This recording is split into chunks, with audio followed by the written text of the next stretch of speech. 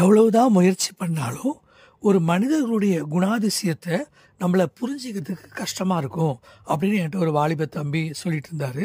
உண்மைதான். மனிதர்கள் மாறுபட்ட குணாதிசயம் உடையவர்கள், எல்லாருமே யூனிக். ஒவ்வொரு மனுஷங்களுக்குள்ளேயும் ஒரு வித்தியாசமான குணாதிசயங்கள் இருக்கும். எல்லாத்தையும் நல்லதும் இருக்கும், எல்லாத்தையும் கெட்டதும் இருக்கும்.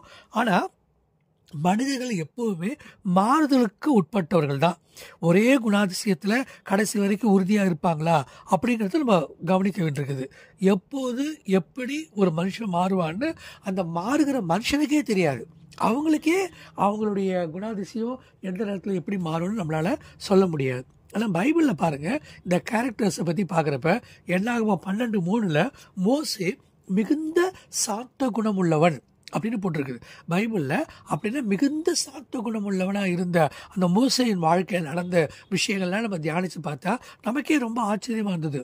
அவ்வளவு சாந்த குணமுள்ள மனுஷரையே இவங்க ஆவியில் இஸ்ரவேல் மக்கள் பதட்டப்படுத்திட்டாங்க. அவரால் கானானுக்குள்ளே போக முடியாமல் போச்சு. அப்படின்னா சாந்த குணம் உள்ளவனாக இருந்த மோசையை நம்ம ஒரு மாதிரியில் எடுத்துக்கிறோம்.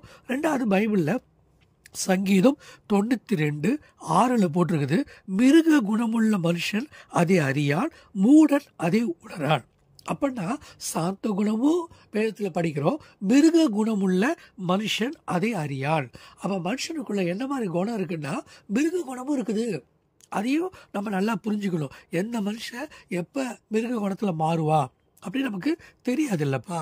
அதனால தான் வேதம் ஒவ்வொரு மனிதர்களை குறித்து நிதானிக்க சொல்லுது. அதுக்கு மேலே கட்டுக்கு ரொம்ப பிடிச்ச குணம் எது தெரியுங்களா?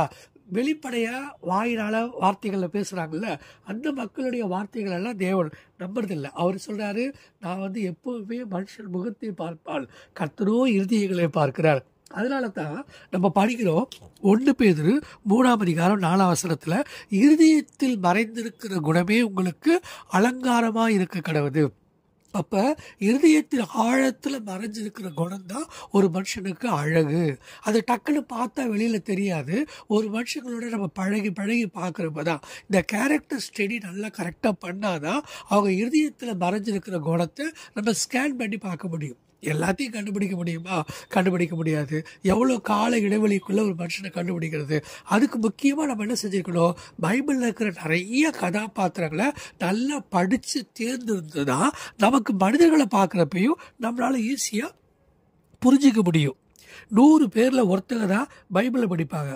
ஆனால் மற்ற 99 பேர் அவங்க கிறிஸ்தவர்களை தான் படிக்கிறாங்க. கிறிஸ்தவர்கள் எப்படி வாழ்க்கை முறை இருக்குது அப்படின்னு அந்த வாழ்க்கை முறையை இந்த உலகத்தில் இருக்கிற ஒவ்வொருத்தங்களும் படிச்சுட்டு இருக்காங்க. எல்லாரும் பைபிள் படிக்கிறாங்களா என்ன? இல்லையே.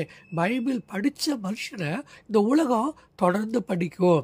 அதனால தான் பவுல் சொல்லுவார், நீங்களே நடமாடுகிற நிருபங்கள், எல்லாராலையும் நீங்கள் வாசிக்கக்கூடிய குணாதிசயம் உடையவர்களாக இருக்கணும். நம்மள்ட்ட ஒருத்தரை பழக வர்றாங்கன்னா அவங்களுக்கு நம்ம ரொம்ப இலகுவாக அவங்க குணத்தோட நம்ம குணமும் ஒத்து போகிற மாதிரி இருந்தால் தானே அவங்க நம்ம கூட பழகுவாங்க. அப்போ தானே சுவிசேஷத்தை அறிவிக்க முடியும்.